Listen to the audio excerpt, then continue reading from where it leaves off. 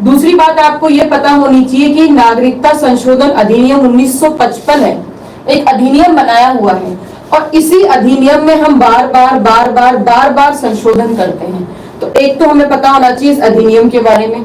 तीसरी बात हमें पता होनी चाहिए आपके एनआरआई, ओसीआई और पीसीआई, ठीक है, इनके बारे में, सॉरी पीसीआई नहीं, पीआईओ, ठीक है, इनके बारे में पता होना चाहिए। और चौथी एक जो बात है, हालांकि मैं ये कह सकती हूं, अगर ये तो चलो लॉकडाउन हो गया, वरना अगर कोई एग्जाम होती, जैसे यूपीएससी की एग्जाम कह लो, आईएएस लेवल की या आरएस वगैरह की होती, अगर एग्जाम्स होती ना, ठीक है, तो उसको लेकर सीएए, ठीक है, ये सीएबी का मतलब तो था बिल, सिटीजन अमेंडमेंट बिल, पर अब इस बिल पर जैसे ही राष्ट्रपति ने हस्ताक्षर किए, क्या बन गया बच्चों, ये कानून बन गया। जैसे ही हस्ताक्षर किए कानून बन गया, तो इस बिल को आप क्या कहते हैं, सीएए, सिटीजन अमेंडमेंट एक्ट 2019 का, ठीक है। इस अमेंडमेंट एक्ट में क्या हुआ, क्या प्रावधान थे और यहाँ विवाद क्यों चल रहा था, ठीक है। काफी बार बच्चों ने मुझे पहले भी कहा था कि मैडम इसके बारे में थोड़ा बताओ। ये एग्जाम अगर लॉकडाउन नहीं होता, एग्जाम अगर इसी 2020 में अगर कोई एग्जाम होती, जैसे कि यूपीएससी है, आईएएस अगर लेवल की कोई बच्चा एग्जाम दे रहा है, तो सीधे से कॉन्सेप्ट रखो, इससे एक क्वेश्चन कंफर्म आएगा, ठीक है। करंट में जैसे पटवार है, राजस्थान पुलिस है, ठीक है, करंट में एक क्वेश्चन पक्का आएगा। पर रिट वाला बच्चा निश्चिंत रहो, क्योंकि रिट वाले बच्चे के साथ न तो करंट जुड़ा हुआ है, न ही नागरिकता टॉपिक है, तो वो थोड़ा सा आजाद अपने आप को महसूस कर सकता है, इससे क्वेश्चंस नहीं आते। तो देखो, नागरिकता में 4 चीजें आपको पढ़नी है। पहली अनुच्छेद 5 से 11, ठीक है, पहली अनुच्छेद पढ़ना है 5 से 11। फिर आपको नागरिकता संशोधन अधिनियम पढ़ना 1955। फिर आपको एनआरआई, ओसीआई और पीआईओ पढ़ना है। फिर आपको पढ़ना है ये अधिनियम, ठीक है ना। ये जो टॉपिक्स विशेष हैं, ये जो है आज हम इसकी चर्चा करेंगे, कल हम 5 से 11 अनुच्छेद जो है वो पढ़ चुके हैं, ठीक है। अब देखो, चलो, तो आज हमें क्या पढ़ना है, मैं बता देती हूँ हमें क्या पढ़ना है। हमें पढ़ना है नागरिक संशोधन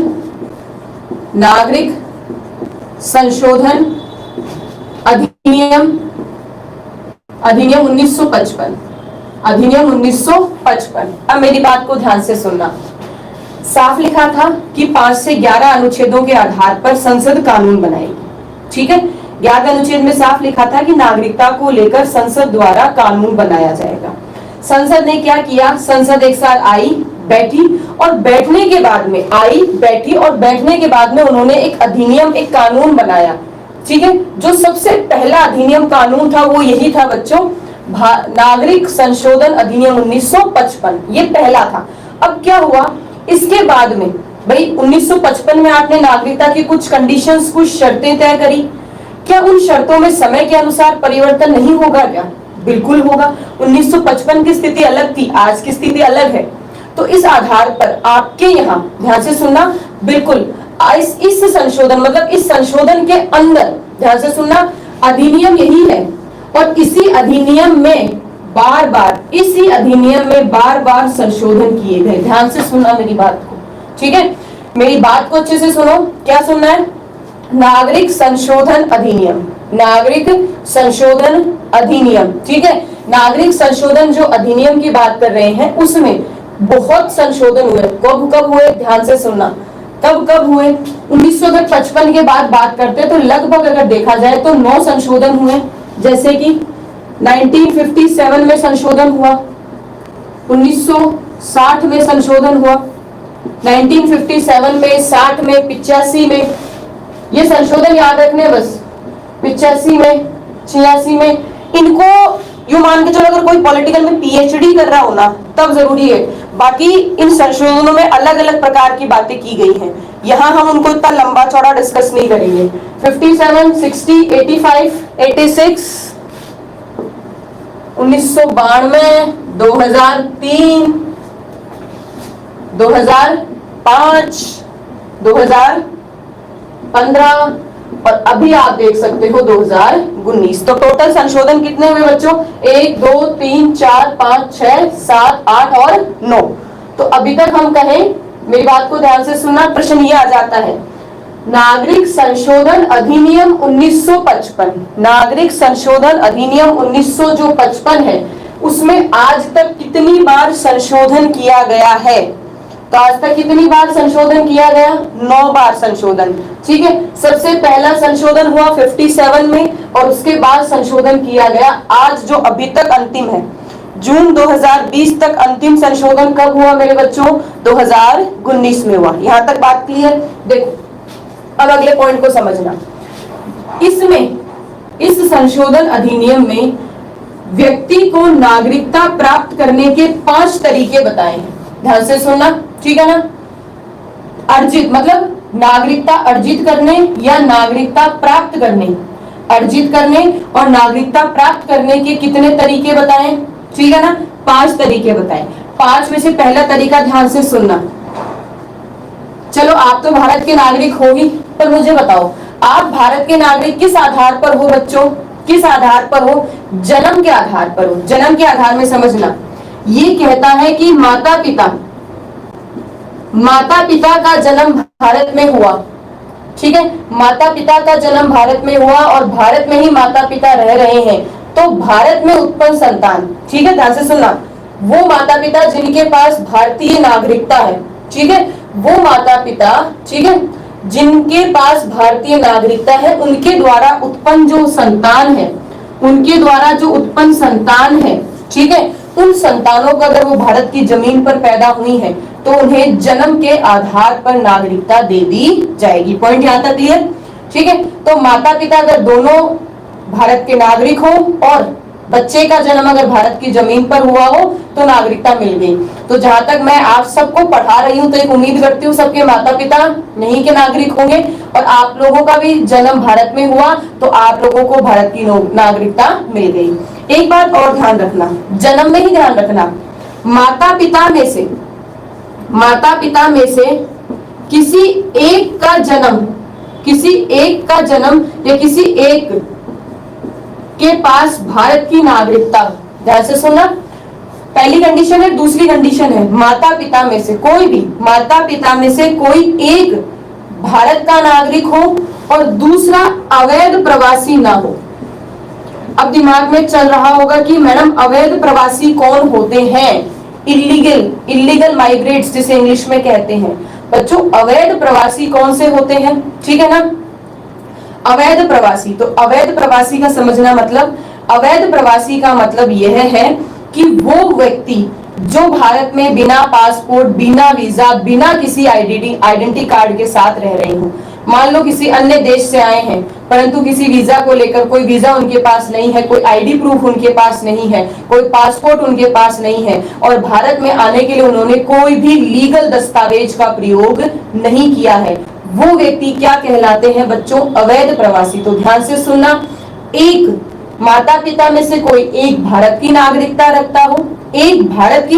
रखता हो, तथा दूसरा अवैध प्रवासी नहीं हो। ठीक है ना, एक भारत की नागरिकता रखता हो, दूसरा अवैध प्रवासी न हो, उनके द्वारा उत्पन्न अगर भारत में कोई संतान है, अगर यह लोग भारत में कोई संतान पैदा होती है, उस व्यक्ति को भी भारतीय नागरिकता प्रदान की जा सकती है। पॉइंट यहां तक क्लियर? इन सभी कंडीशंस में यह ध्यान रखना कि निवास भारत का ही हो। ठीक है ना, निवास किसका हो? भारत विशेष का ही हो।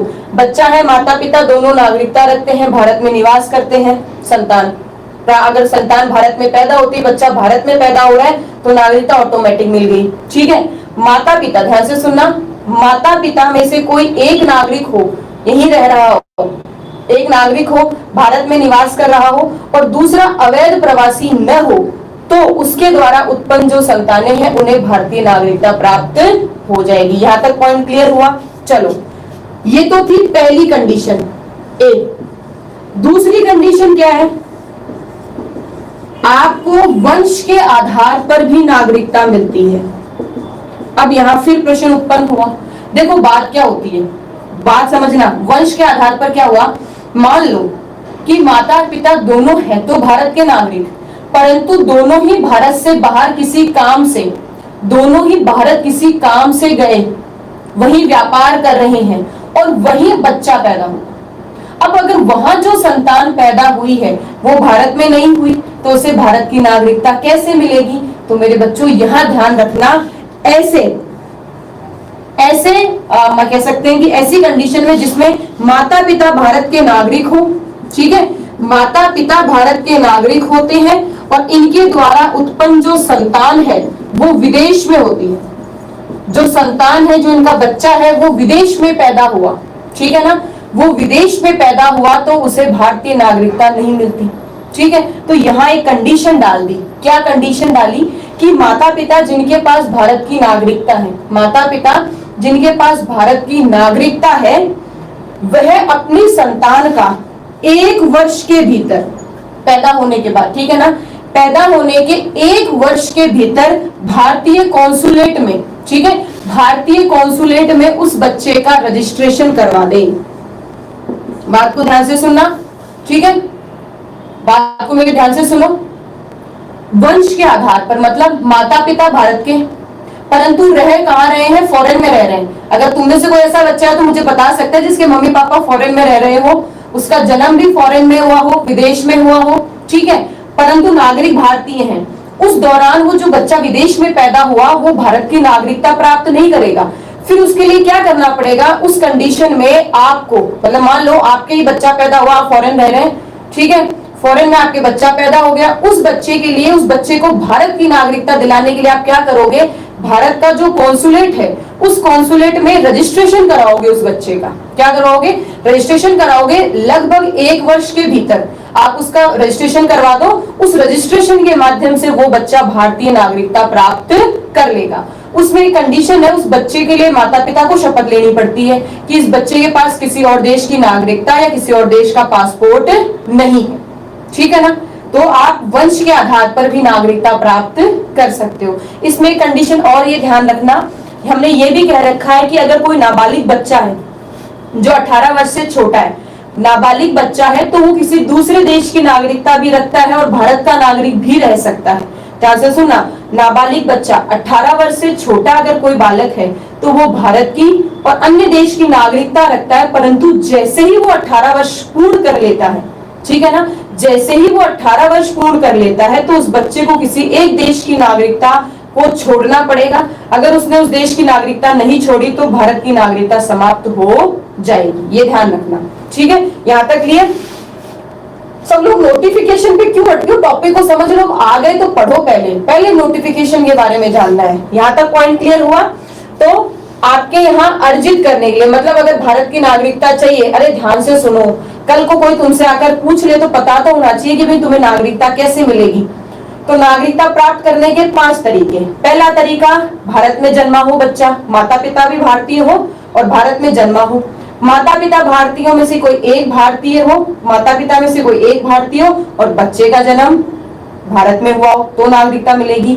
या फिर माता पिता भारत के हो परंतु बच्चे का जन्म विदेश में हुआ है तो माता पिता के भारतीय होने के आधार पर उस बच्चे का अगर आप 1 साल के अंदर अंदर भारत कॉन्सुलेट में रजिस्ट्रेशन करवा देते हो तो उस बच्चे को भी भारत की नागरिकता प्राप्त हो जाती है। ये 2 तरीके था, ठीक है। अब बात कर लेते हैं तीसरा तरीका। एग्जाम में प्रश्न आ जाते हैं इतनी आसानी से, इतना लाइटली मतलब इस चीज को। तीसरा तरीका, 5वें में जो तीसरा तरीका है वो है पंजीकरण, जिसे आप बच्चों क्या कहते हो? रजिस्ट्रेशन। पंजीकरण जिसे आप क्या कहते हो? रजिस्ट्रेशन। बात को एकदम अच्छे से क्लियरली समझो, मतलब कोई व्यक्ति, ठीक है, कोई भी व्यक्ति जो भारत में लगभग 7 वर्ष तक निवास कर रहा हो, ठीक है, जिसे रहते हुए भारत में 7 वर्ष हो चुके हो, वह व्यक्ति रजिस्ट्रेशन के माध्यम से नागरिकता प्राप्त कर सकता है, ठीक है, रजिस्ट्रेशन के माध्यम से नागरिकता प्राप्त कर सकता है। ये बात ध्यान रखना। अगर कोई भी व्यक्ति हो तो रजिस्ट्रेशन करवाने से पहले, रजिस्ट्रेशन करवाने पास कर रहा है तो रजिस्ट्रेशन के माध्यम से उसको नागरिकता प्राप्त हो सकती है, ठीक है। यहाँ तक पॉइंट क्लियर? अब देखो, अगला जो डी है वो है आपका देशीकरण, या इसको आप कहते हो प्राकृतिक। 2 बातें कह सकते हो इसको। प्रश्नों की जो प्रश्न है दिमाग में चल रहे हैं उन्हें थोड़ी देर थाम दो। प्रश्नों का जो सिलसिला है कक्षा के अंतिम में पूछेंगे, निश्चिंत रहो, ठीक है। मुझे पता है नागरिकता को लेकर बड़े उलझे हुए प्रश्न आपके दिमाग में आते हैं, मैडम ऐसा होगा तो ऐसा होगा, ऐसा होगा तो ऐसा होगा। निश्चिंत रहो, सारे प्रश्नों को दिमाग में रखो या नोटबुक में लिख लो, मैं यही हूं। अंतिम में प्रश्नों का सिलसिला शुरू करेंगे, अभी टॉपिक पे कॉन्सेंट्रेट करो, ठीक है। देखो देशीकरण और प्राकृतिक रूप में क्या होता है, तो इसमें बात समझना। इसमें आप यूं कह सकते हैं कि प्राकृतिक रूप में अगर देखा जाए तो 11 वर्षों तक, 11, ठीक है, कम से कम 11 वर्षों तक अगर कोई व्यक्ति भारत में रह रहा है तो उसे भारतीय नागरिकता प्राप्त, मतलब भारतीय नागरिकता दी जा सकती है, ठीक है। इनमें क्या होता है, कंडीशन आप कह सकते हैं। एक और बात आपको पता होनी चाहिए, क्या, अगर कोई व्यक्ति, ध्यान से सुनना, अगर कोई व्यक्ति लंबे समय तक, ठीक है, अगर कोई व्यक्ति लंबे समय से भारत में रह रहा हो, कोई व्यक्ति लंबे समय से भारत में रह रहा हो, भारतीय सरकार के नियंत्रण में किसी पद पर या किसी विषय पर काम कर रहा हो, ठीक है, अच्छा व्यक्ति हो, चरित्र बहुत अच्छा हो, विज्ञान कला साहित्य में अच्छा ज्ञानी हो, गुणी व्यक्ति हो, ठीक है, उस व्यक्ति को केंद्र सरकार नागरिक आवेदन पत्र के द्वारा नागरिकता दे सकती है। मेरी बात को एक बार फिर से ध्यान से सुनना, मेरी बात को एकदम कॉन्सेंट्रेट करके ध्यान से सुनो। प्राकृतिक और देशीकरण, ये जो अर्जित करने का तरीका है ना, इसमें क्या होता है, अगर आप 11 साल से रह रहे हो, ठीक है, अगर आप 11 साल से रह रहे हो, ठीक है, 11 साल से आप रह रहे हो तो आपको नागरिकता मिल जाती है, पहली बात। दूसरी बात क्या समझनी है, दूसरी बात ये समझनी है कि अगर कोई व्यक्ति अच्छा हो, देखो कितनी अच्छी खास बात है ना, अगर मान लो कहीं बाहर का, विदेश का भी अगर कोई व्यक्ति हो, अच्छा व्यक्ति हो, ठीक है, अच्छा व्यक्ति हो, चरित्र अच्छा हो, कला साहित्य में इनमें अच्छा गुणी व्यक्ति हो, जिसे हमारी 22 भाषाओं में से किसी भी भाषा का, मतलब किसी एक भाषा का, या मान लो 22 भाषाओं का अच्छा ज्ञान हो, उस व्यक्ति को भारत में केंद्र सरकार जो है वो नागरिक अधिकार या कह सकते हैं नागरिक आवेदन पत्र के द्वारा नागरिकता दे सकती है। बस एक ही शर्त है, उस व्यक्ति को अपने उस देश की नागरिकता छोड़नी पड़ेगी। मान लो कोई अच्छा गुणी व्यक्ति है, तो हमारा देखो संविधान कितना, लोग जो संविधान बनाने वाले थे या जो संशोधन करने वाले व्यक्ति कितने होशियार है ना। अगर किसी दूसरे देश की कोई क्रीम व्यक्ति है और वो भारत में रहने का इच्छुक है तो उस व्यक्ति को भारतीय नागरिकता बिल्कुल मिल सकती है, ठीक है ना। तो यहाँ तक पॉइंट क्लियर हुआ। तो हमारे यहाँ देशीकरण और प्राकृतिक रूप में देखा जाए तो 11 वर्षों तक अगर कोई व्यक्ति कम से कम 11 वर्षों तक भारत में रह रहा है तो सामान्यतः भारतीय नागरिकता उसको प्राप्त हो जाती है। या फिर आप कह सकते हैं केंद्र सरकार जो है, केंद्र सरकार, ध्यान से सुनना, केंद्र सरकार नागरिक आवेदन पत्र के द्वारा, नागरिक आवेदन पत्र के द्वारा किसी भी व्यक्ति को जो कला साहित्य विज्ञान में गुणी हो, अच्छा चरित्र वाला व्यक्ति हो और अपने, ठीक है, अपने देश की नागरिकता को छोड़ चुका हो, ठीक है, उस व्यक्ति को भी नागरिक बनाया जा सकता है। बिल्कुल जैसे कि एक बच्चे ने अभी कहा मैडम 11 से 12, देखो मेरी बात को समझना, 11 वर्ष रह चुका हो और जब आपके वो कह सकते हैं 11 वर्ष रह चुका हो और जब वो आवेदन या जब उसका रजिस्ट्रेशन हो रहा है, आवेदन करता है, उस आवेदन में 1 वर्ष निवास भारत में किया हो, तो 11 वर्ष तो हो गई पुरानी, कि पहले 11 वर्ष रह चुका हो, उसके बाद में 1 वर्ष और, तो आप यूं कह सकते हैं कुल 12 वर्ष, ठीक है ना, कुल 12 वर्ष। पर ये ध्यान रखना, नागरिकता प्राप्त होने के लिए कंडीशन सामान्यतः क्या है, 11 वर्ष है, ठीक है ना। ऐसे तो 11 से 14 भी डाली गई है, पर कम से कम 11 होनी चाहिए, ठीक है, कम से कम। कंफ्यूज मत होना, मुझे पता है इतना कंफ्यूजन नहीं चलेगा दिमाग में, ठीक है, इतना कंफ्यूजन नहीं चलेगा। पॉइंट यहां तक क्लियर हुआ। चलो आगे चलते हैं। देखो ये आपका पंजीकरण हो गया, देशीकरण हो गया। अब अगर हम बात करते हैं 5वें प्रकार की, जो अंतिम है वो सिंपल है, बहुत सिंपल है, वो है अर्जित भूभाग, ठीक है ना, वो है अर्जित भूभाग। मतलब इसका सीधा सा समझो कि अगर आपने किसी अन्य देश, मतलब किसी भी दूसरे देश के क्षेत्र को भारत ने अर्जित किया, भारत ने प्राप्त किया, तो उस क्षेत्र को जैसे ही वो भारत में आ जाता है, उस क्षेत्र में रहने वाले लोगों को ऑटोमेटिक ही, ध्यान से सुनना, उन क्षेत्र में रहने वाले व्यक्तियों को ऑटोमेटिक ही भारत की नागरिकता मिल जाती है। मेरा पॉइंट यहां तक क्लियर हुआ?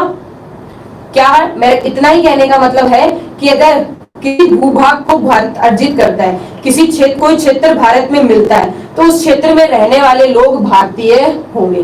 ठीक है, यहां तक क्लियर? तो नागरिकता अर्जित करने के 5 तरीके और नागरिकता समाप्त करने के कितने तरीके? 3 तरीके।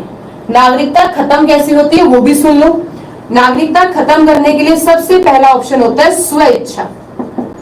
ठीक है, स्वेच्छा से अगर कोई व्यक्ति अपनी भारतीय नागरिकता त्याग देता है, मेरी बात को ध्यान से सुनना, अगर कोई व्यक्ति अपनी स्वेच्छा से, ठीक है ना, मतलब कोई भी व्यक्ति अपनी स्वेच्छा से नागरिकता त्याग देता है, समाप्त कर देता है, तो उसकी नागरिकता खत्म। खुद, ठीक है, की इच्छा से छोड़ दे। दूसरी कंडीशन क्या है? बर्खास्त। आप यूं कह सकते हैं दूसरे देश की नागरिकता प्राप्त कर ले। समझना मेरी बात को, देश का नागरिक है, आराम से नागरिकता भी है। ठीक है, अब हुआ क्या, जैसे ही उस व्यक्ति ने किसी दूसरे देश की नागरिकता ली, लेते ही अपने भारत की नागरिकता खत्म। ठीक है, तो पहली कंडीशन स्वेच्छा से नागरिकता छोड़ दे, दूसरी कंडीशन किसी दूसरे देश की नागरिकता प्राप्त कर ले तो खत्म हो जाएगी, और तीसरी कंडीशन को ध्यान से सुनना, क्योंकि तीसरी कंडीशन में बहुत सारे प्रावधान हैं। तीसरी कंडीशन में पहली बात लिखी है, अगर किसी व्यक्ति ने फर्जी तरीके से नागरिकता प्राप्त की हो। ध्यान से सुनना, ऐसा व्यक्ति जिसने फर्जी तरीके से नागरिकता प्राप्त की हो तो उसकी नागरिकता समाप्त हो जाएगी।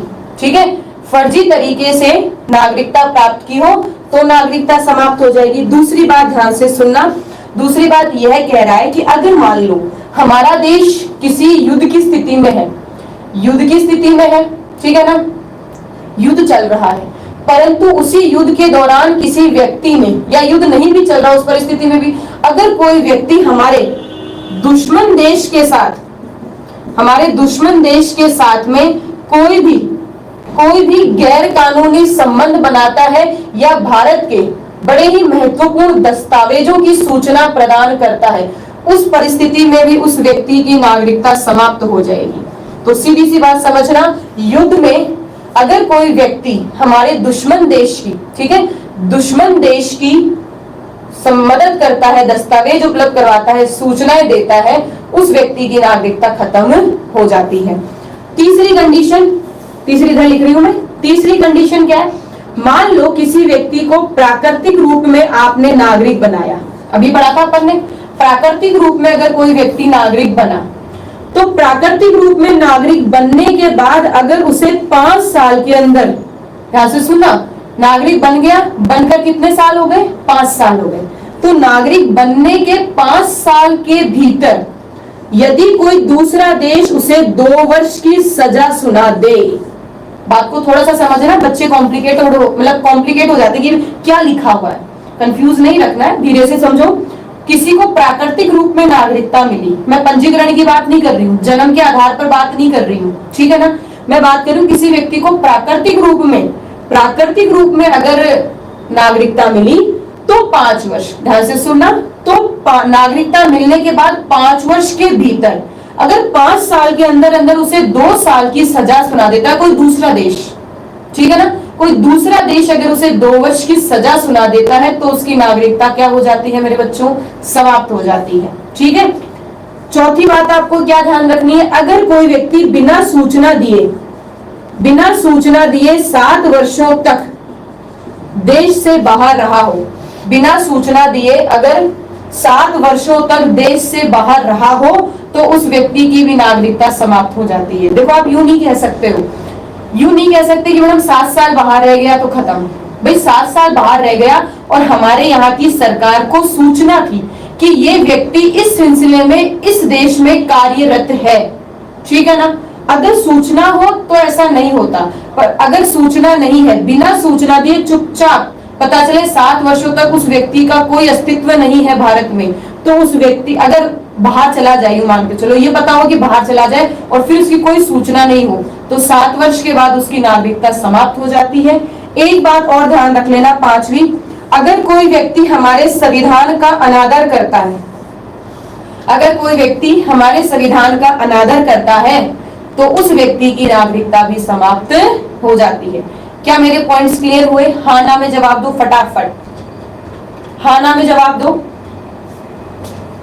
देखो, समाप्त करने का एक बार मैं फिर बता देती हूँ, स्वेच्छा से छोड़ दो या किसी दूसरे देश की नागरिकता प्राप्त करते हो तब छोड़ना पड़ता है, या फिर फर्जी तरीके से नागरिकता मिले तो समाप्त हो जाएगी, अगर किसी दुश्मन देश की मदद की तो समाप्त हो जाएगी, अगर प्राकृतिक रूप में अगर आपको मिली हो, प्राकृतिक रूप में अगर आपको नागरिकता मिली, ठीक है, और उस नागरिकता मिलने के बाद अगर 5 साल के भीतर, ध्यान से सुना, 5 के बाद चाहे 5 साल पूरे हो जाए उसके बाद सजा मिलो, टेंशन नहीं है, 5 साल के भीतर अगर 2 वर्ष की सजा मिल गई तो नागरिकता खत्म हो जाएगी। अगर 7 वर्षों के भीतर, ठीक है, अगर 7 वर्षों के भीतर आप बिना सूचना दिए देश से बाहर हैं तो नागरिकता समाप्त हो जाएगी, और अगर आप हमारे संविधान का अनादर करते हैं तो आपकी नागरिकता समाप्त हो जाएगी। ठीक है, ये यहां तक बात क्लियर हुई? ठीक है, देखो सबसे पहली चीज दिमाग में क्या रखनी है, वंश के आधार पर नागरिकता मिलेगी, जन्म के आधार पर नागरिकता मिलेगी, रजिस्ट्रेशन करवा के नागरिकता ले सकते हो, देशीकरण के आधार पर नागरिकता मिल सकती है, प्राकृतिक कह सकते हो नागरिकता मिल सकती है, या फिर आप कह सकते हैं किसी भूभाग को भारत ने अर्जित किया हो, किसी भी भूभाग को अर्जित किया हो। तो ये 5 तरीके हैं नागरिकता प्राप्त करने के, और हमने अभी चर्चा की है 3 तरीके हैं नागरिकता को समाप्त करने के लिए। Point clear? चलो, उम्मीद करती हूँ समझ में आया होगा मेरे बच्चों। अगर समझ में नहीं आया तो इस वीडियो को स्टार्टिंग से एक बार रिवाइज करके देख लेना। चलो, इसको मिटा दूं, अगर मैं ये याद हो गया तो इसको मिटा दूं, क्योंकि ये नोट्स आपके जो संशोधन है वो बड़े ही इंपॉर्टेंट है। ये याद, मतलब सन पता होनी चाहिए आपको, सन पता होनी चाहिए, इतना ध्यान रखो बस।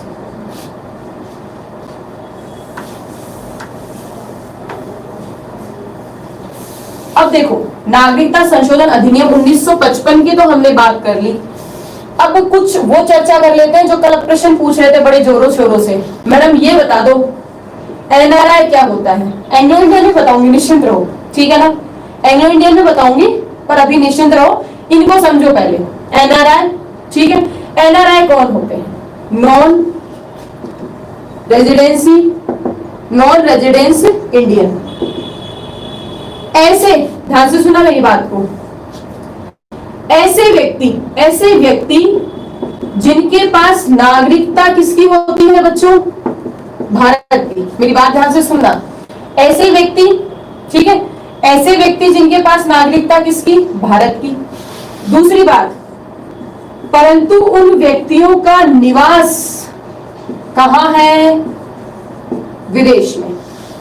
पॉइंट समझे? बिल्कुल, नॉन रेजिडेंस इंडियंस, मतलब ऐसे इंडियंस, ऐसे भारतीय जो भारत में निवास नहीं करते हैं। अब आप पूछेंगे कि निवास करते नहीं है और नागरिकता कैसे है?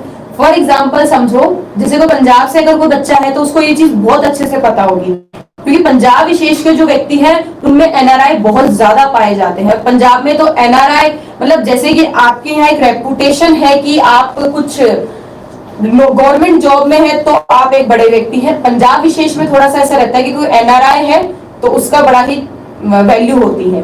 तो एनआरआई क्या होते हैं? एनआरआई भारत के नागरिक होते हैं, उन्हें नागरिकता प्राप्त होती है, ठीक है। वो व्यक्ति क्या होते हैं? विदेश में किसी काम से, किसी व्यापार से या किसी पढ़ाई के लिए गए हुए होते हैं, व्यापार के लिए गए होते हैं या पढ़ाई के लिए गए होते हैं, किसी अन्य कार्य के लिए गए हुए होते हैं, ठीक है, अन्य कार्य के लिए गए होते हैं। तो नागरिकता तो होती है उनके पास भारत की, परंतु निवास कहाँ का होता है बच्चों? विदेश का, ठीक है, निवास विदेश में करते हैं। मेरी बात को ध्यान से सुनना, जिस प्रकार एक भारतीय नागरिक को सारी सुविधाएं, सारे अधिकार प्राप्त होते हैं, उसी प्रकार एनआरआई को भी सारी सुविधाएं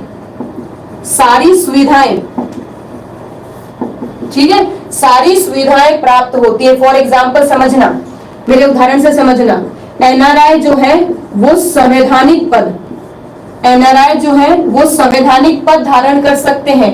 राष्ट्रपति है, उपराष्ट्रपति है, या आपके लोकसभा अध्यक्ष वगैरह हैं, इन सब के लिए चुनाव, मतलब लोकसभा जो सदस्य हैं उनके लिए चुनाव लड़ सकते हैं। पता है क्या, संवैधानिक पद प्राप्त कर सकते हैं एनआरआई। अगली बात समझना, वोट दे सकते हैं, मतदान दे सकते हैं, मतदान दे सकते हैं, ठीक है। इन्हें भारत में आने के लिए किसी वीजा की आवश्यकता नहीं पड़ती, भारत में रहने के लिए अलग से कोई विशेष अनुमति की आवश्यकता नहीं पड़ती है। मेरी बात यहां तक समझे। तो एनआरआई क्या होते हैं, एनआरआई की सिंपल डेफिनेशन है कि भारत के नागरिक होंगे, भारत के नागरिक होंगे, निवास जो है उनका विदेश में होगा, ठीक है, निवास जो है उनका विदेश में होगा, और एनआरआई को वही सारी सुविधाएं मिलेंगी जो एक भारत में रहने वाले, भारत में रहने वाले नागरिक को प्राप्त होती है, ठीक है। जो भारतीय नागरिकों को अधिकार प्राप्त होते हैं वही सारे अधिकार सुविधाएं एनआरआई को मिलती है, ठीक है ना। जैसे कि तुम्हें भारत में घूमने फिरने के लिए कोई विशेष अनुमति नहीं चाहिए ना।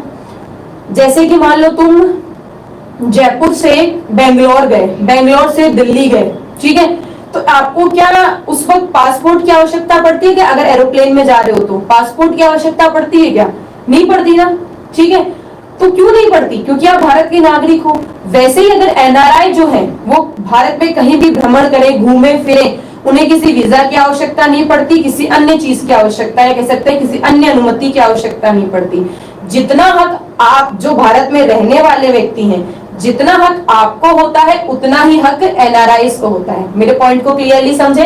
तो ये आपकी हुई एनआरआई की बात। यहां तक क्लियर? एनआरआई समझ में आया या नहीं आया? हाँ या ना में जवाब दो। एनआरआई पूरी तरह से, एक तरह से भारतीय जो भारत में रहने वाले हैं, और एक एनआरआई, सारी व्यवस्थाएं एक जैसी, बस एक अंतर। और वो एक अंतर क्या? वो रहते कहाँ है? विदेश में रहते हैं। मैंने आपको पहले समझा लिया, विदेश में रहते हुए अगर उनके द्वारा कोई उत्पन्न संतान है, उन्होंने अगर संतान उन्हें हुई, ठीक है, तो जो संतान है उस संतान का रजिस्ट्रेशन, मैं आपको कह सकते हैं रजिस्ट्रेशन अगर भारतीय कॉन्सुलेट में करवा देते हैं तो वो बच्चा भी भारतीय ही होगा, और ऐसा बच्चा जो एनआरआई बच्चा होगा, ठीक है, जो नागरिकता भारत की रखता है, अधिकार भारत के रखता है, परंतु रहता कहाँ है? विदेश में। एनआरआई बच्चा। चलो अच्छा, ठीक है, पॉइंट यहां तक क्लियर हुआ? बिल्कुल आधार कार्ड कंपलसरी कर दिया, ठीक है। चलो यहां तक पॉइंट नहीं, क्योंकि आधार कार्ड हमें भी कितना जरूरी है। अब कहीं भी जाओ, कहीं भी छोटे से छोटे अगर आप लीगल डॉक्यूमेंट करते हो तो सबसे पहले आधार कार्ड, और जरूरी भी है। हमारे यहाँ आधार कार्ड को बहुत लंबे संघर्ष के बाद जोड़ा है, वरना आप देखिए एक अमेरिका में अगर कभी सुना हो तो सोशल सिक्योरिटी कोड होता है, उस सिक्योरिटी कोड से एक व्यक्तित्व के पूरे जीवन का पता चल जाता है। पता है क्या आपको? मतलब कहाँ पैदा हुआ, क्या माता पिता है, यहाँ तक कि अगर उसको कोई पहले सजा भी मिली है ना, अगर वो नहीं सजा मिली तो वो भी उसके लिस्ट रिकॉर्ड में चढ़ता रहता है। अगर उसने कोई डिग्री प्राप्त की तो रिकॉर्ड में पता चल जाता है पूरा, मतलब यूं मान के चलो पूरे डॉक्यूमेंट्स की जानकारी मिल जाती है। सोशल सिक्योरिटी कोड होता है उनका। वैसे हमारे यहाँ आधार कार्ड है, ठीक है। हालांकि आधार कार्ड को इतना अभी तक हर जगह इतना नहीं जोड़ा, क्योंकि एक आधार कार्ड नंबर से आपका पूरा कच्चा चिट्ठा निकल जाता है। जैसे पैन कार्ड नंबर होता है ना, उस पैन कार्ड से आपकी बैंक की पूरी डिटेल निकल जाती है कि आपके बैंक में कितना पैसा रहा, आप बैंक में कितना ट्रांजैक्शन करते हो, किस लेवल का ट्रांजैक्शन करते हो। बैंक के संबंधी सूचनाएं पैन कार्ड देता है, अगर आपने पैन कार्ड दे रखा है तो, ठीक है। बाकी अब तो पैन कार्ड भी कंपलसरी कर दिया, ठीक है ना। अगर आपको 50,000 से ऊपर ट्रांजैक्शन करना, पैन कार्ड आवश्यक है। वैसे ही आधार कार्ड को अब काफी हद तक कंपलसरी कर दिया, ठीक है ना। चले, एनआरआई कंप्लीट समझ में आ गया। एनआरआई के बाद में अब अगली जो है,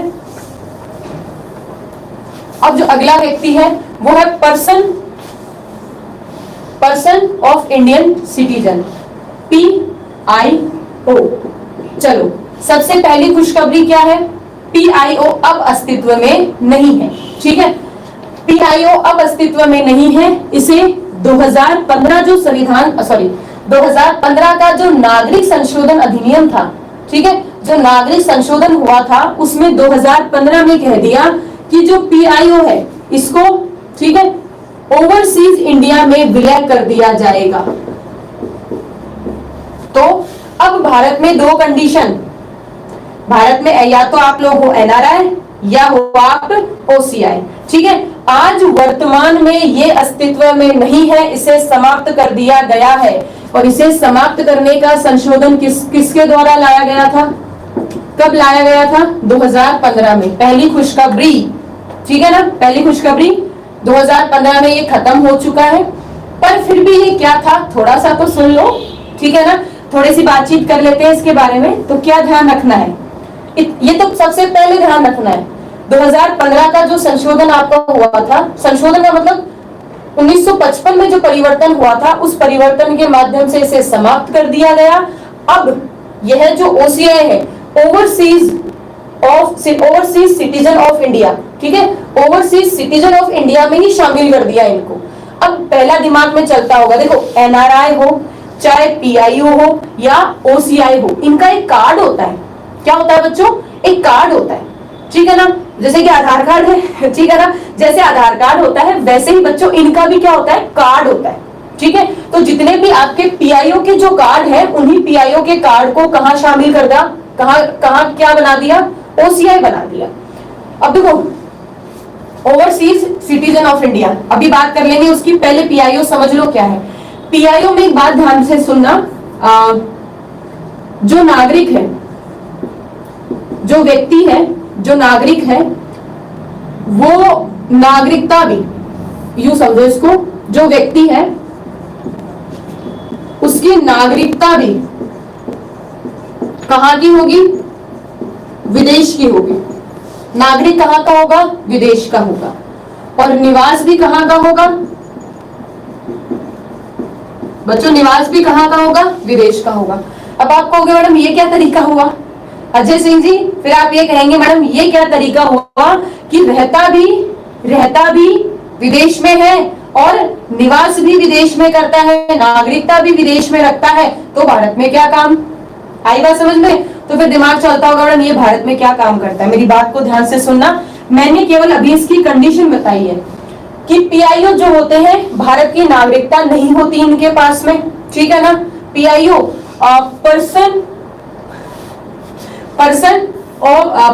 ऑफ यू कह सकते हैं, पर्सन ऑफ इंडियन ओरिजिन, भारतीय मूल, जिसको आप हिंदी में कहते हैं भारतीय मूल, इंग्लिश में आप इसे कहेंगे पर्सन।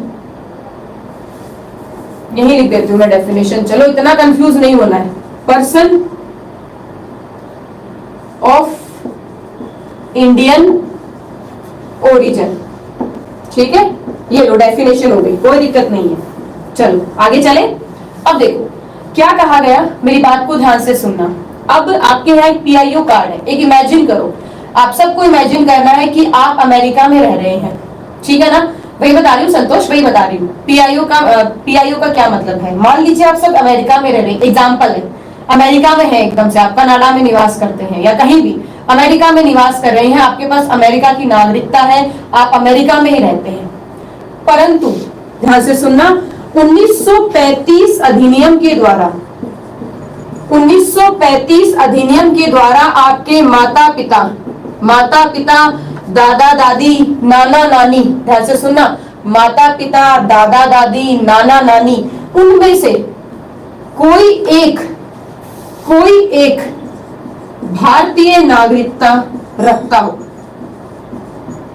बात को समझना, मतलब आपके माता पिता, दादा दादी, ठीक है ना, एक तरह से यूं समझ लो 1935 अधिनियम के दौरान, इस अधिनियम के आधार पर अगर आपके माता पिता, दादा दादी या किसी ने भी, नाना नानी मतलब माता पिता, दादा दादी या नाना नानी, इनमें से किसी ने भी अगर नागरिकता प्राप्त की हो, ठीक है, नागरिकता प्राप्त की हो, नागरिक रहे हो, तो उस आधार पर आपको पीआईओ कार्ड प्राप्त होता है।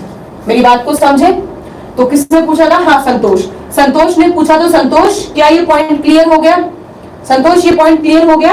मेरा पॉइंट समझाने का ये है कि पीआईओ वो व्यक्ति होंगे जो विदेश में रह रहे हैं, नागरिकता भी विदेश की है, परंतु 1935 अधिनियम, परंतु 1935 अधिनियम के द्वारा उनके माता पिता, दादा दादी या उनके पूर्वज जो हैं, ठीक है, उनके जो पूर्वज हैं उनमें से किसी ने भी अगर भारतीय नागरिकता प्राप्त की हो तो उस आधार पर उस व्यक्ति को पीआईओ कार्ड प्राप्त हो जाता है।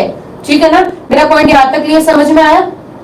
अरे सीधे सा बात है, अगर आप भारत में अमेरिका में रह रहे हैं मजे से और मान लो आपके कोई पूर्वज था जो भारत का नागरिक था, ठीक है ना, कोई पूर्वज था जो भारत का नागरिक था, तो उस आधार पर आप अमेरिका में बैठे बैठे पीआईओ कार्ड बनवा सकते हो। अब बात आई मैडम पीआईओ कार्ड बनाने से क्या फायदा, तो मेरी बात को ध्यान से सुनना।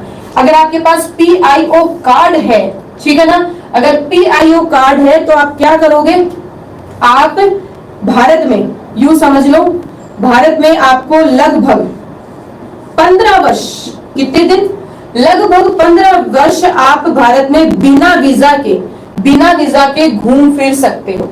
ठीक है, मतलब 15 वर्ष तक आपको वीजा की आवश्यकता नहीं पड़ती है। खास बात समझ में आई? पीआईओ कार्ड क्यों जरूरी? अगर अमेरिका में आप सब बैठे हो, ठीक है ना, आप अमेरिका में बैठे हो और अमेरिका में बैठने के बाद आपको पीआईओ कार्ड मिल गया। पीआईओ कार्ड जो है उसके माध्यम से आप 15 साल भारत में बिना वीजा के आराम से रह सकते हो। क्या कर सकते हो? बिना वीजा के आराम से आ सकते हो। अगली बात समझना, एक और फायदा क्या होगा, एक और फायदा ये होगा कि 180 दिन आप बिना अनुमति के भारत में कहीं भी यात्रा कर सकते हो, घूम फिर सकते हो। कितने दिन? केवल 180 दिन। कंडीशन क्या है? केवल 180 दिन जो है वो आप बिना यात्रा के मतलब बिना अनुमति के यात्रा कर सकते हो, घूम फिर सकते हो। यहां तक पॉइंट क्लियर हुआ? ठीक है, अब देखो 180 दिन के बाद, 180 दिन के बाद आपको अनुमति लेनी पड़ेगी। ठीक है, 180 दिन आपने घूम लिया, उसके बाद आपको अनुमति लेनी पड़ेगी। 180 दिन का मतलब कितने महीने हुए? मैथ आप लोगों की अच्छी है, मेरी तो बिल्कुल अच्छी नहीं है। मैं विलय क्यों किया, ये तो देखो बेसिक सी बात है, सरकार को इसकी विशेष कोई आवश्यकता महसूस नहीं हुई। ठीक है ना, चलो अब एक बात और ध्यान रखनी है। क्या ध्यान रखनी है? अच्छे से कान खोल के सुनो मेरी बात को। कुछ ऐसे अपवाद स्वरूप देश हैं, कुछ ऐसे अपवाद स्वरूप देश हैं जिनमें रहने वाले व्यक्तियों को पीआईओ कार्ड नहीं मिलता। मैंने तुम्हें अमेरिका का निवासी क्यों बताया? मैं ये भी तो कह सकती थी कि मानो कि आप नेपाल में बैठे हो, मानो कि आप भूटान में बैठे हो, मानो कि आप बांग्लादेश में बैठे हो, मानो कि आप पाकिस्तान में तो नहीं बैठे हो आप। मैंने आपको इन देशों का नाम क्यों नहीं लिया? मैंने इन देशों का नाम इसलिए नहीं लिया क्योंकि जो व्यक्ति पाकिस्तान से संबंध रखता है, जो पाकिस्तान में है, जो नेपाल में है, जो भूटान में है, जो बांग्लादेश में है, जो चीन में है, ठीक है, जो अफगानिस्तान में है, वो तो भूल ही गए हम, इतने ही है। ठीक है, जो पाकिस्तान में है, जो नेपाल में है, जो भूटान में है, जो बांग्लादेश में है, जो चीन में है, जो अफगानिस्तान में, यहां रहने वाले किसी भी व्यक्ति को पीआईओ कार्ड नहीं मिलता। ठीक है ना, समझ गए? मैंने अमेरिका का ही क्यों बताया, समझ में आ गया ना? चीन की बात मत करो, मुझे पता है, तो हमने चीन को निकाल दिया। ठीक है ना, हमने चीन को बिल्कुल निकाल दिया कि चीन में रहने वाला अगर कोई व्यक्ति है, चाहे उसका कोई पूर्वज भारत का नागरिक हो या ना हो, हम उस व्यक्ति को पीआईओ कार्ड नहीं देंगे।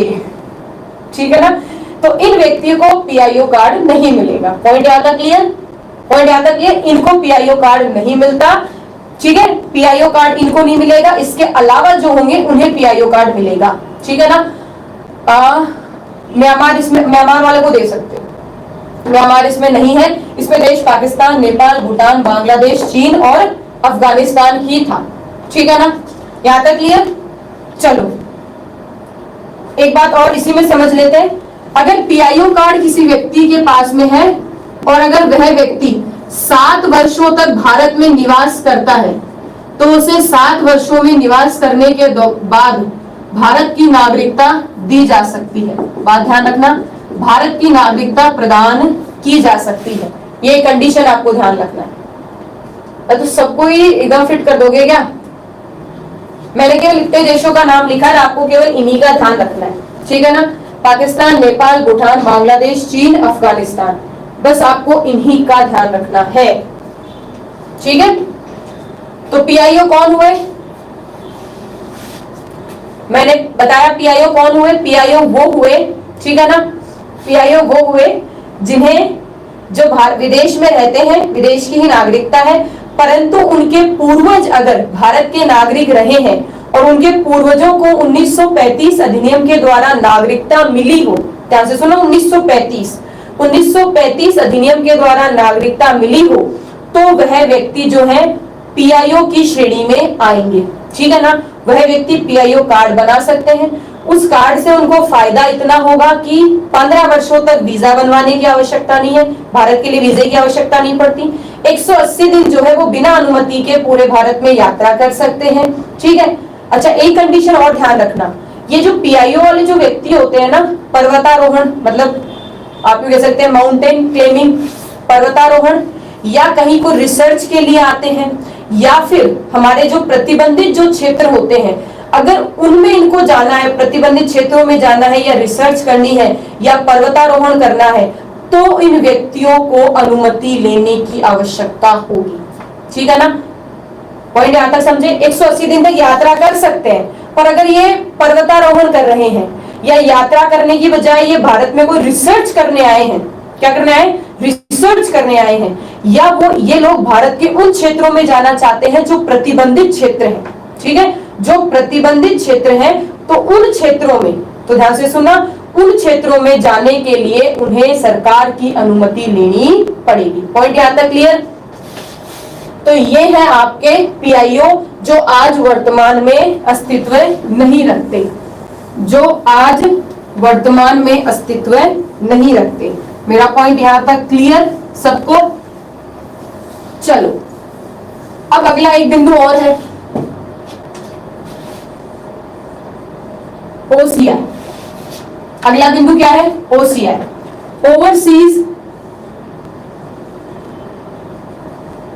Overseas citizen of India. चलो फुल फॉर्म पहले लिख दी मैंने, ठीक है ना। Overseas citizen of India. अब ओवरसीज सिटीजन ऑफ इंडिया की क्या खास बात है समझना। इसकी खास बात यह है, नागरिकता भी किसकी, विदेश की होती है, नागरिकता भी विदेश की और निवास भी कहां करता है, विदेश में। खास बात समझना, ठीक है, खास बात समझना, नागरिकता भी विदेश की और निवास भी कहां करता है, विदेश में, ठीक है ना। नागरिकता भी विदेश की और निवास भी विदेश में कर रहा है ये व्यक्ति। दूसरी इसकी खास बात समझना, अगर ऐसा व्यक्ति, ठीक है, ऐसा व्यक्ति, ठीक है, ऐसा व्यक्ति जो विदेश में रह रहा है, अगर उसके माता पिता या उसके पूर्वज, 26 जनवरी 1950, मतलब जब संविधान लागू हुआ, ठीक है, 26 जनवरी 1950 जब संविधान लागू हुआ, ठीक है, जब संविधान लागू हुआ, उस संविधान लागू होने के दौरान भारत के नागरिक रहे हो। बात को समझना, संविधान लागू, ठीक है ना, संविधान लागू होने के दौरान या संविधान जब लागू हुआ उस वक्त भारत के क्या रहे, नागरिक रहे हो, ठीक है। तो जिनके पूर्वज, मतलब माता पिता, दादा दादी, मैंने भी बताया नाना नानी, ठीक है, जिनके पूर्वज संविधान लागू होने के दौरान भारत के नागरिक थे, संविधान लागू होने के दौरान भारत के नागरिक थे, उन व्यक्तियों को या उनको ओसीआई कार्ड प्राप्त होता है। किन व्यक्तियों को होता है, उन व्यक्तियों को जो विदेश में रहते हैं, विदेश में ही उनका निवास है, परंतु उनके जो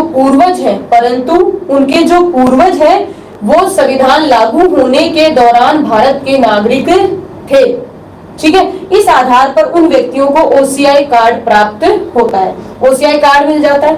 अब बात करते हैं ओसीआई कार्ड से क्या फायदा।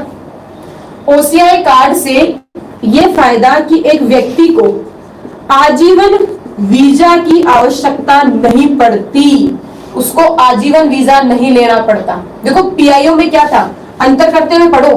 पीआईओ में था कि 15 साल तक तो आराम से मजे से घूमो, वीजा की आवश्यकता नहीं पड़ती। 15 साल के बाद आपको वीजा की आवश्यकता पड़ेगी। ठीक है, 15 साल में तो किसी की आवश्यकता नहीं है, 15 साल बाद वीजा की आवश्यकता तो पड़ेगी।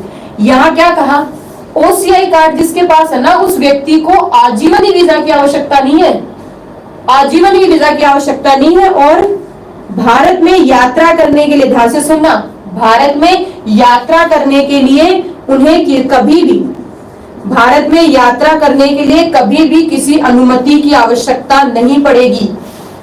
पीआईओ में क्या था, पीआईओ में था केवल 180 दिन ही यात्रा कर सकता है, जो कि आपने कैलकुलेशन किया था मैडम 6 महीने ही। ठीक है, बिल्कुल 180 दिन बिना अनुमति के यात्रा कर सकता है पीआईओ।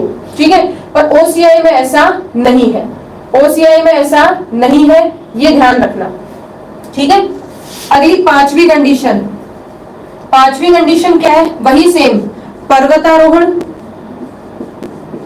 या मान लो कोई रिसर्च करनी है, पर्वतारोहण या मान लो कोई रिसर्च करनी है, या फिर आप कह सकते हो कोई प्रतिबंधित क्षेत्र में जाना है, कोई प्रतिबंधित क्षेत्र में जाना है, तो इस परिस्थिति में आपको सरकार की अनुमति लेनी पड़ेगी। पीआईओ को भी लेनी पड़ी थी ना, पीआईओ को भी लेनी पड़ी थी और इसको भी लेनी पड़ेगी। पॉइंट यहां तक क्लियर? ठीक है, तो पीआईओ को भी लेनी पड़ती है परमिशन और ओसीआई को भी परमिशन लेनी पड़ती है। अगली खास बात समझना। अच्छा लो, ये बात भी ध्यान रखना, पाकिस्तान और बांग्लादेश, पाकिस्तान और बांग्लादेश में रहने वाले व्यक्तियों को ओसीआई कार्ड नहीं मिलता। ओसीआई कार्ड के लिए केवल 2 ही देशों को छोड़ा गया, और वो 2 देश कौन से थे, पाकिस्तान और बांग्लादेश। 2 देश कौन से थे, पाकिस्तान और बांग्लादेश। इन 2 देशों के व्यक्तियों को ओसीआई कार्ड नहीं मिलेगा। ठीक है ना, पॉइंट यहां तक क्लियर हुआ? चलो, इनको ओसीआई कार्ड नहीं मिलता। ओसीआई कार्ड जिसके पास होता है आजीवन बिना वीजा के आता है। ठीक है, यात्रा के लिए कोई अनुमति आवश्यक नहीं है। पर्वतारोहण, रिसर्च और प्रतिबंधित क्षेत्रों में जाने के लिए अनुमति चाहिए। और इस व्यक्ति ने कहा है कि यह यदि 5 वर्षों तक भारत में निवेश करता है तो इसे भारत की नागरिकता प्राप्त हो जाती है। देखो मेरी बात को ध्यान से समझना। पीआईओ में 7 साल था, 7 साल बाद नागरिकता मिलती है, परंतु ओसीआई में क्या है, ओसीआई में 5 साल बाद नागरिकता मिल जाती है। बिल्कुल मयंक जी, एक बात बताओ, कौन सा ऐसा नियम है, कौन से ऐसे कायदे कानून है जिनका गलत फायदा नहीं उठाया जाता? नियम कायदे कानून है, उनका यूज कम और मिसयूज कई क्षेत्रों में होता है, पर हम इस चीज की चर्चा नहीं करेंगे। हम ये कहेंगे जो है अच्छा है। ठीक है, ये आपके 3 कॉन्सेप्ट क्लियर हुए। ठीक है, अच्छा अब मैं आपसे पूछती हूँ, आंग्ल भारतीयों को क्या कहोगे? आंग्ल भारतीयों को किस कैटेगरी में डालोगे? क्या आंग्ल भारतीय विशेष के लिए कोई नागरिकता विशेष के लिए कोई पॉइंट जोड़ा है क्या आंग्ल भारतीयों के लिए? किसे कहोगे आंग्ल भारतीय? ये आंग्ल भारतीय किस में फिट होंगे?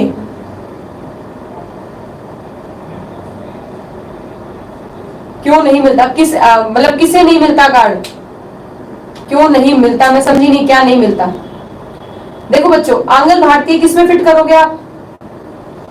आंग्ल भारतीय ना इनमें से किसी कैटेगरी में फिट नहीं होता है, क्योंकि आंग्ल भारतीय जो है उसकी एक कंडीशन है। पता है कि उसकी कंडीशन क्या है? आंग्ल भारतीय की कंडीशन क्या है? आंग्ल भारतीय की कंडीशन ये है कि आंग्ल भारतीय विशेष में आपको ये पता होना चाहिए, वो क्या होगा, वो व्यक्ति भारत उस व्यक्ति की जो आंग्ल भारतीय है उसके माता पिता में से कोई एक भारतीय होना चाहिए, चलो ठीक है। उसका जन्म भारत में होना चाहिए, वो भी चलो ठीक है। ठीक है, परंतु उसके पिता या माता में से जो दूसरा पक्ष होगा ना, वह दूसरा व्यक्ति जो है वो ब्रिटेन निवासी या ब्रिटेन की नागरिकता रखता हो, जिसका संबंध ब्रिटेन से, यूरोप महाद्वीप से हो, उस ही बच्चे को आंग्ल भारतीय कहा जाएगा। तो आंग्ल भारतीय की बात जो है वो एनआरआई, आईसीओ, ओसीआई या किसी नागरिकता प्रावधान में विशेष रूप में नहीं है, ध्यान रखना। आंग्ल भारतीय एक बार चर्चा कर लेते हैं। ये कंप्लीट क्लियर है ना आपको? अगर मैं ये कहूं कि ओसीआई और पीआईओ और एनआरआई तीनों कंप्लीट है, तीनों कंप्लीट है ना। चलो, क्योंकि इनको लेकर क्वेश्चंस बन जाते हैं। आंग्ल भारतीय, देखो 2 दिन से बच्चे पूछ रहे थे आंग्ल भारतीय, और न जाने क्यों बच्चों को बड़ा कंफ्यूजन रहता है इसमें। कंफ्यूजन नहीं रखना है, मेरी बात को ध्यान से सुनो। आंग्ल भारतीय के लिए क्या होता है, पहले तो ऐसा था कि पिता ही, पहले ऐसा था, ध्यान से सुनना, पहले तो ऐसा था कि माता पिता में से जो पिता है ना वो ब्रिटेन से होना चाहिए। अब क्या कर दिया, अब सिंपल सी बात कह दी कि माता पिता दोनों में से कोई एक, माता पिता दोनों में से कोई एक ब्रिटेन से हो, ठीक है, और जो दूसरा है वो भारत से हो। अगर ऐसी परिस्थिति होती है और उस परिस्थिति में जो भारत में उत्पन्न संतान है, ध्यान रखना, जो भारत में पैदा हुई संतान है, भारत में जो पैदा हुई संतान है वह संतान आंग्ल भारतीय कहलाती है। वह संतान क्या कहलाती है, वह संतान आंग्ल भारतीय कहलाती है। और ये जो शर्त, ये जो कंडीशन है ना, वो किसी भी एक नागरिकता प्रावधान में नहीं है, ध्यान से सुनना। ये तो लिखा है कि माता पिता में से कोई एक भारत का हो और दूसरा कहीं का भी हो, किसी भी क्षेत्र का भी हो, परंतु आंग्ल भारतीय में कहा कि एक भारत का होना चाहिए, दूसरा ब्रिटेन या यूरोप, कहाँ का, ब्रिटेन या यूरोप का ही होना चाहिए, ये कंडीशन है, ठीक है ना।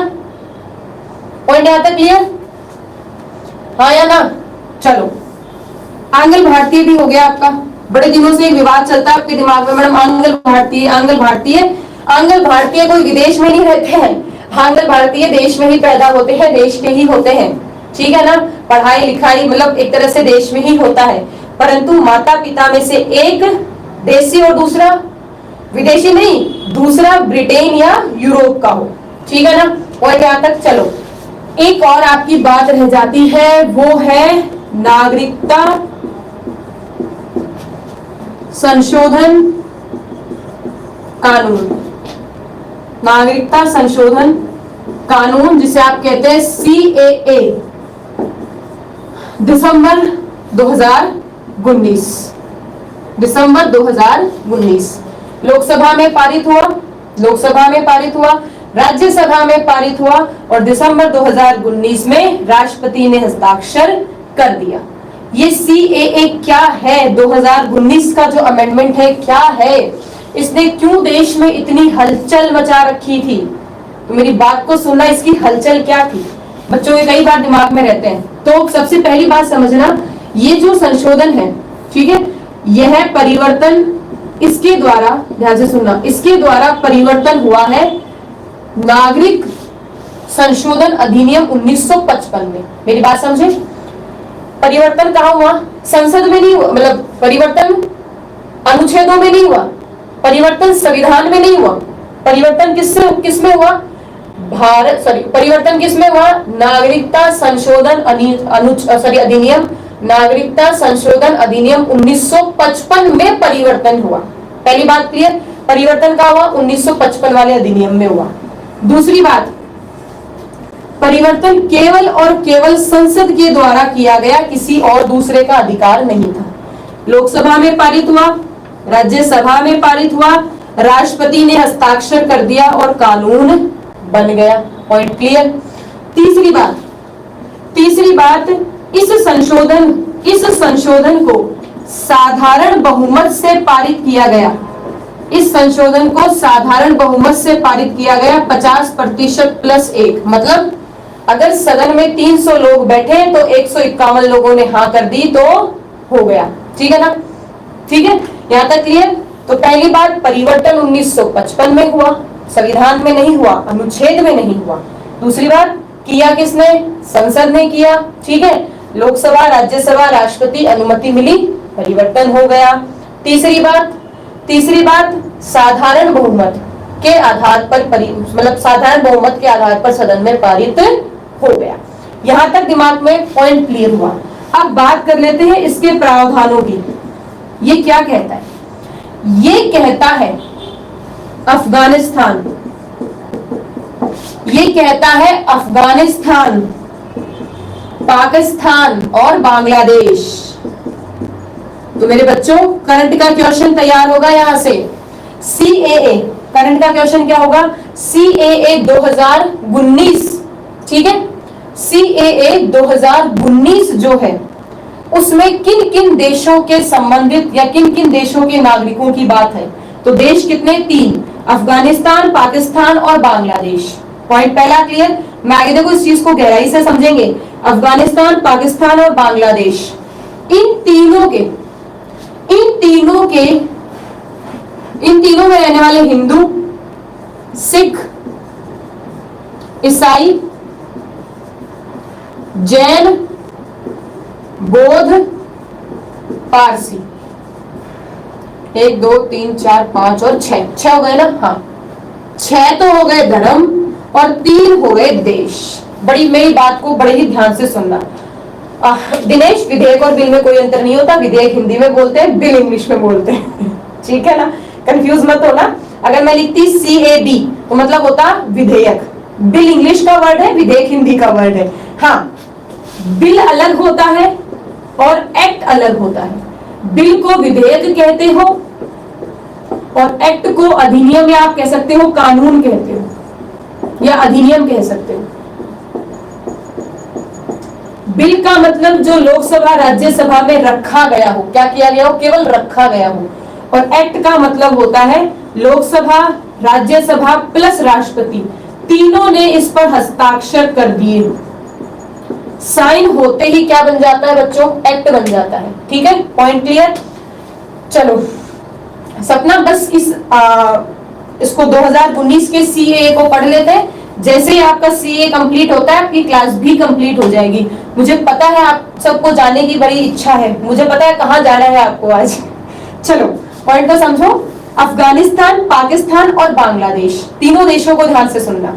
तीनों देशों में जो रहने वाले व्यक्ति हैं, तीनों देशों में जो रहने वाले व्यक्ति थे, जो हिंदू धर्म से हो, सिख धर्म से हो, ईसाई धर्म से हो, जैन धर्म से हो, बौद्ध धर्म से हो और पारसी धर्म से हो, अगर इन धर्मों के कोई भी व्यक्ति होगा, अगर इन धर्मों से अगर कोई भी व्यक्ति होगा तो उसे भारत की नागरिकता प्रदान की जाएगी। मेरी बात को बड़े ही गौर से सुनना, क्योंकि ये एक बहुत बड़ा विवाद का चर्चा रहा था। विवाद पता क्या था? इसमें मुख्य विवाद क्या थे कि भाई ये बताओ, क्या पाकिस्तान, अफगानिस्तान, बांग्लादेश में हिंदू रहते हैं क्या? हिंदू तो और भी बहुत से देशों में रहते हैं, ठीक है ना, और उनके साथ अत्याचार हो रहा है, ठीक है। पॉइंट क्या था क्लियर? कि भाई ये जो तीनों देश हैं, ठीक है, ये जो तीनों देश हैं, ये तीनों देश, इन तीनों देशों के हिंदू, सिख, ईसाई, जैन, बौद्ध और फारसी, इन्हीं धर्म को क्यों और इन्हीं देश के लोगों को, मतलब इन्हीं देश के क्यों? देश तो और भी बहुत है, म्यांमार भी है, श्रीलंका भी है। श्रीलंका में हमारे जो तमिल से कितने परेशान होते हैं, आपके नेपाल में कितने बुद्धिस्ट हैं वो परेशान होते हैं। वहीं आपके मतलब क्यों कह सकते हैं जैसे कि मुसलमान अन्य जो देश है उनमें भी मतलब सिख है वो परेशान होते हैं, हिंदू है वो परेशान होते हैं। तो यहाँ पॉइंट, ठीक है, यहाँ पॉइंट क्या है? यहाँ सिंपल सी बात है कि 3 ही तो देश लिए, अन्य देशों के नागरिकों का क्या होगा? 3 ही तो देश लिए और अन्य देशों का अन्य देशों का क्या होगा? और उन 3 देशों में भी 6 ही धर्म लिए। अब इसमें फिर गड़बड़ हो गई, मुसलमानों को क्यों नहीं लिया? ठीक है ना, मुसलमानों को क्यों नहीं लिया? भाई ये विक्रम, ये मेरी सोच नहीं है, ये जब आपका सीएए जो कानून बन रहा था, जब ये नागरिक संशोधन अधिनियम तैयार हो रहा था 2019 का, उस दौरान जब ये पारित हो गया था, उस दौरान जो आपके चारों तरफ एक खबर थी, मतलब यूं कह सकते हैं दिसंबर जनवरी पूरी एक गर्माहट का माहौल रहा था, ठीक है ना, विरोध हो रहे थे, ठीक है ना, चारों तरफ जो विरोध थे वो विरोध बता रही हूं मैं, लोग क्या सोच रहे थे, ठीक है ना, लोग क्या सोच रहे थे, वो विरोध क्यों कर रहे थे, उन्हें सीएए पसंद क्यों नहीं आया? तो उन्हें मतलब लोगों को पसंद न आने का कारण पहला था 3 ही देश क्यों लिए? भाई इन 3 देशों के जो इस धर्म के व्यक्ति होंगे उन्हें नागरिकता मिलेगी, आगे समझेंगे अपन, ठीक है ना, उन्हें आगे समझेंगे, ठीक है। तो पहला विरोध हुआ भाई ये देश 3 ही क्यों लिए, और भी 2 देश है, उन देशों में रहने वाले जो हिंदू धर्म के, सिख धर्म के, ईसाई धर्म के लोग हैं, उनको भी बचाने के लिए या उनके साथ जो प्रताड़ना हो रही है, उनके साथ जो अत्याचार हो रहे हैं, जो अन्य देशों में रह रहे हैं, उनका क्या, उनका कुछ नहीं करोगे क्या? तो पहली विरोध, देश 3 ही क्यों लिए? दूसरा विरोध, ये धर्म 6 ही क्यों लिए? सारे धर्म क्यों नहीं लिए? मुसलमानों को क्यों नहीं लिया? बताओ, समस्या ये भी। तो दूसरा विरोध समझ में आ गया। तीसरा विरोध अभी समझाती हूँ, उससे पहले एक बात ध्यान रखना, ठीक है ना? उससे पहले एक बात ध्यान रखना। पहले पॉइंट तो ही समझ में आ गया। दूसरा पॉइंट क्या था? दूसरा पॉइंट साफ था, 31 दिसंबर 2014। 31 दिसंबर 2014 से अगर पहले कोई व्यक्ति आ चुका है, ध्यान से सुनना, 31 दिसंबर से अगर पहले कोई व्यक्ति आ चुका है तो उसे भारत की नागरिकता सीधी ही मिल जाती है। सामान्य रूप में वो भारत का नागरिक हो गया, ठीक है? जो 31 दिसंबर 2014 से पहले भारत में आ गया, जो भारत में आ गया, उसे भारत की नागरिकता ऑटोमेटिक मिल गई, ठीक है? बात समझना, 31 दिसंबर के बाद, जो 31 दिसंबर के बाद भारत में 5 वर्षों तक निवास कर रहा है, ठीक है? जो मतलब 31 दिसंबर 2014 के बाद अगर 5 सालों तक निवास कर रहा है तो 5 साल के निवास के आधार पर, 5 साल के, ठीक है ना, 5 साल के निवास के आधार पर आपको नागरिकता दे दी जाएगी। मेरी बात यहां तक क्लियर हुई? मेरी बात यहां तक क्लियर हुई? ठीक है? तो यहां आपको पहली कंडीशन क्या रखनी है? 3 देश और 6 धर्म। फिर दूसरी बात क्या ध्यान रखनी है? 31 दिसंबर 2014 से पहले कोई आया तो नागरिकता मिली, उसके बाद अगर कोई आया तो 5 साल रहने के बाद उसको नागरिकता मिल जाएगी, बशर्ते, देखो ध्यान से सुनना, शर्त यही होगी 3 देश के होने चाहिए और इस धर्म के होने चाहिए। अगर ऐसे हैं 3 देश, इन्हीं 3 देशों से इन धर्म के लोग हैं तो उन्हें 31 जनवरी 2014 से पहले नागरिकता अगर आए हैं तो नागरिकता ऑटोमेटिक मिल गई, ठीक है ना? और 5 वर्ष, ठीक है, और 5 वर्ष के बाद में अगर मतलब 31 दिसंबर 2014 अगर 5 वर्षों तक निवास करते हैं तो नागरिकता अपने आप मिल गई। यहां तक पॉइंट क्लियर? अब देखो, इसमें एक जो बड़ी विशेष बात जो थी ना, वो क्या ध्यान रखनी है तुम्हें? अभी अपन एक पॉइंट पढ़ा था ना, अवैध अप्रवासी, एक पॉइंट पढ़ा था ना, अवैध अप्रवासी। तो ये इसका दूसरा बिंदु हो गया, ये इसका पहला पॉइंट हो गया। तीसरा पॉइंट आपको ध्यान रखना है, अवैध अप्रवासी। अवैध अप्रवासी, ध्यान से सुनना, मेरी बात को अच्छे से सुनना, ये बहुत पीक पॉइंट है। जो अफगानिस्तान, पाकिस्तान, बांग्लादेश, इन 3 देशों के ये जो धर्म के लोग हैं, इन 3 देशों के ये जो धर्म के लोग हैं, अगर ये धर्म के लोग, ठीक है ना, ये धर्म के लोग अवैध रूप में अप्रवासी है तो इन्हें नागरिकता दे दी जाएगी। इसका तो बड़ा विरोध हुआ। क्या हुआ? इसका बड़ा विरोध हुआ। चेतन जी, अवैध अप्रवासी का मतलब होता है वो व्यक्ति जिनके पास भारत में मतलब आने के कोई लीगल डॉक्यूमेंट्स नहीं है, पासपोर्ट नहीं है, वीजा नहीं है, ठीक है ना, कोई देश का अन्य देश की कोई नागरिकता भी नहीं है, ठीक है ना? पॉइंट यहां तक क्लियर? तो यहां बात को विशेष रूप में समझना, अवैध प्रवासी वो होते हैं, इलीगल माइग्रेट्स जिसे आप कहते हैं, वो व्यक्ति जो मुख्य रूप में भारत में रह रहे हो परंतु कोई लीगल दस्तावेज उनके पास नहीं हो, ठीक है ना? लीगल दस्तावेज क्यों लिखा है मैंने? अवैध प्रवासी है, सॉरी, अप्रवासी नहीं होगा, ठीक है? अवैध प्रवासी मतलब वो व्यक्ति जो भारत में नहीं, मतलब जो भारत में रहे हैं पर अवैध रूप में, कोई डॉक्यूमेंट्स नहीं है उनके पास में, कोई वीजा नहीं है उनके पास में, कोई पासपोर्ट नहीं है उनके पास में, तो ऐसे अवैध प्रवासी उन्हें नागरिकता दे दी जाएगी। किन्हें? जो इन 3 देशों से आए हैं और जिनका धर्म ये है। अब ये एक बड़ा खतरनाक पॉइंट है। ये खतरनाक पॉइंट इसलिए है क्योंकि एक तो अवैध है, इलीगल है, और उन इलीगल व्यक्तियों को सरकार नागरिकता दे रही है, कुछ नहीं कर सकते। सीएए में ये एक बड़ी खास बात है कि जो अवैध, जो इलीगल इमिग्रेंट्स हैं, ठीक है ना, जो अवैध प्रवासी हैं, उनको भी नागरिकता दी उन्होंने। अब इसमें हुआ क्या, कुछ कंडीशन या कुछ विशेष अपवाद स्वरूप बातें भी आपको पता होनी चाहिए। अपवाद स्वरूप बातें क्या पता होनी चाहिए? आपके यहाँ एक छठी अनुसूची है, हमने पढ़ी थी। छठी अनुसूची में कौन कौन आता है? असम, त्रिपुरा, मेघालय, मिजोरम। असम, त्रिपुरा, मेघालय और मिजोरम, ठीक है ना। असम, त्रिपुरा, मेघालय, मिजोरम, इन छठी अनुसूची के जो ये राज्य है, इन राज्यों में उन व्यक्तियों को निवास नहीं करवाया जाएगा।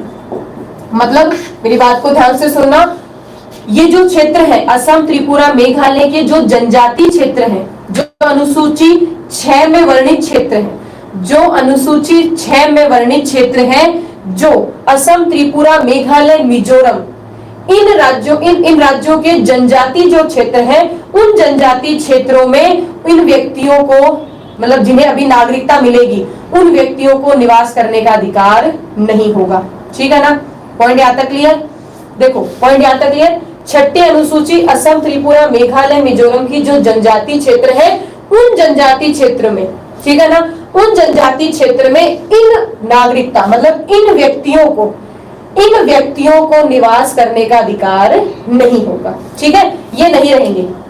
पहली बात। दूसरी बात, एक आता है लाइन लिमिट परमिट।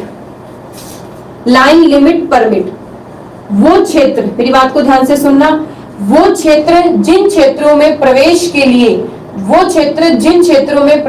लिए सरकार, केंद्र सरकार से विशेष अनुमति लेनी पड़ती है, ठीक है ना, केंद्र सरकार से विशेष अनुमति लेनी पड़ती है, उन क्षेत्रों में भी अगर किसी व्यक्ति को निवास करवाया जाएगा, उन क्षेत्रों में रहने वाले व्यक्ति को अगर नागरिकता दी जाएगी, तो वो केंद्र सरकार की अनुमति से दी जाएगी। मेरी बात को समझना, ठीक है ना, मेरी बात को समझना।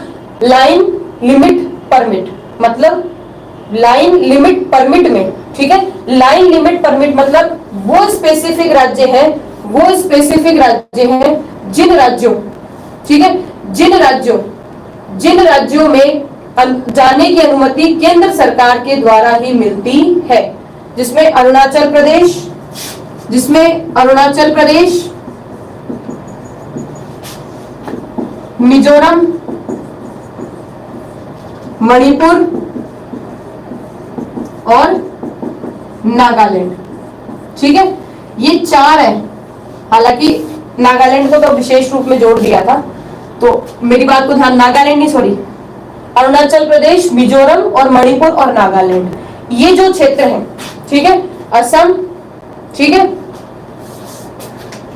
असम तो ऊपर, सॉरी, अरुणाचल प्रदेश, मिजोरम, मणिपुर और नागालैंड, अरुणाचल प्रदेश, मिजोरम, मणिपुर और नागालैंड, ठीक है, नागालैंड। इन चार राज्यों में अगर इन नागरिकता प्राप्त व्यक्तियों को रखा जाएगा, तो उसकी अनुमति केंद्र से दी जाएगी, ये ध्यान रखना। मेरी बात को समझो, हुआ क्या था, इसमें जो बड़े विरोध थे, ठीक है, इसमें जो बड़े विरोध थे, वो पहला विरोध था कि ये 3 देश क्यों लिए, बाकी देशों का क्या होगा, ये 3 देश क्यों लिए, बाकी देशों का क्या होगा। फिर अगला विरोध था, ये 6 ही धर्म क्यों लिए, और भी तो धर्म के लोग हैं, ठीक है। तीसरा विरोध था, मैडम मुसलमानों को शामिल क्यों नहीं किया, आपने मुसलमानों को अलग करके पंथ निरपेक्षता के आधार पर भेदभाव कर दिया, ठीक है। तीसरा विरोध क्या था, मुसलमानों को क्यों नहीं लिया। चौथा विरोध बताए क्या था, चौथा विरोध ये था, असम के अंदर जो आपकी जो 7 सिस्टर्स हैं, ठीक है, जो आपके 7 सिस्टर्स हैं, उन 7 सिस्टर्स के अंदर क्या हुआ, इस चीज का कड़ा विरोध हुआ। क्यों? क्योंकि अगर वहां जनसंख्या बढ़ेगी तो वहां की व्यवस्थाएं खराब होंगी, वहां की जनसंख्या बढ़ेगी, वहां की व्यवस्थाएं खराब होंगी, और वो लोग जो है, वो दूसरे जो बाहर से आने वाले लोग हैं, जिन्हें नागरिकता दे रहे हो, उन्हें रहने नहीं देना चाहते, वो इसकी अनुमति नहीं चाहते थे। वो ये नहीं चाहते कि उन्हें नागरिकता मिले और वो उन 7 सिस्टर्स की उस एरिया में रहे, वो बिल्कुल नहीं चाहते। देखो, पाकिस्तान से आने वाला जो व्यक्ति है वो आपको राजस्थान, गुजरात इधर ही मिलेगा, पर जो बांग्लादेश से जो व्यक्ति आते हैं ना, जो बांग्लादेश है या नेपाल, उन क्षेत्रों से जो व्यक्ति आते हैं ना, वो मुख्यतः असम, त्रिपुरा, मेघालय, मिजोरम, मणिपुर, नागालैंड, इसी क्षेत्र में रहने की सोचते हैं। ठीक है ना, इसी क्षेत्र में रहने की सोचते हैं। तो उस दौरान आपको इतना ध्यान रखना है कि अनुसूची 6 में जो असम, त्रिपुरा, मेघालय के जो जनजाति क्षेत्र हैं, उनमें इन व्यक्तियों को रहने की अनुमति नहीं मिलेगी। दूसरी बात क्या ध्यान रखनी है, अगर अरुणाचल प्रदेश, मिजोरम, मणिपुर और नागालैंड, ठीक है, अरुणाचल प्रदेश, मिजोरम, मणिपुर और नागालैंड, अगर इन क्षेत्रों में अगर इन व्यक्तियों को रहना है तो उन्हें केंद्र सरकार से विशेष अनुमति लेनी पड़ेगी। ठीक है, ये आपका CAA 2019 का विधेयक, आपका बिल है। ठीक है ना, 2019 में बिल क्या, ये तो कानून बन चुका है। तो आपका CAA कानून 2019 क्या कहता है, ये कहता है पाकिस्तान, अफगानिस्तान और बांग्लादेश, पाकिस्तान, अफगानिस्तान और बांग्लादेश के इन 6 धर्मों वाले व्यक्तियों को नागरिकता भारत में दी जाएगी। ठीक है ना, नागरिकता भारत में दी जाएगी। जो व्यक्ति दिसंबर 2014 से पहले आ गया वो तो नागरिक है, ऑटोमेटिक बन गया, और जो दिसंबर 2014 के बाद आया वो अगर 5 साल भारत में रह लिया तो उसको भी नागरिकता मिल जाएगी। तीसरी बात, जो अवैध प्रवासी हैं, जो क्या है, जो अवैध प्रवासी हैं, जो अवैध प्रवासी हैं उन्हें, जो अवैध प्रवासी हैं उन्हें भारत की नागरिकता प्राप्त हो जाएगी। ये जो शर्तें हैं ना, इन शर्तों के आधार पर अवैध प्रवासियों को भी नागरिकता मिल जाएगी। अपवाद की कंडीशन क्या है, 6ठी अनुसूची में जो क्षेत्र हैं उन क्षेत्रों में इन व्यक्तियों को निवास की अनुमति नहीं मिलेगी।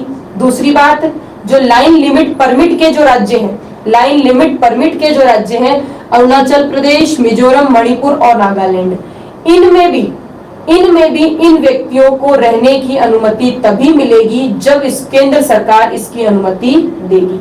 ठीक है, ये आपका CAA कानून है 2019। और इसी के साथ आपकी जो नागरिकता संबंधी पॉइंट है वो मेरी तरफ से पूरा कंप्लीट है।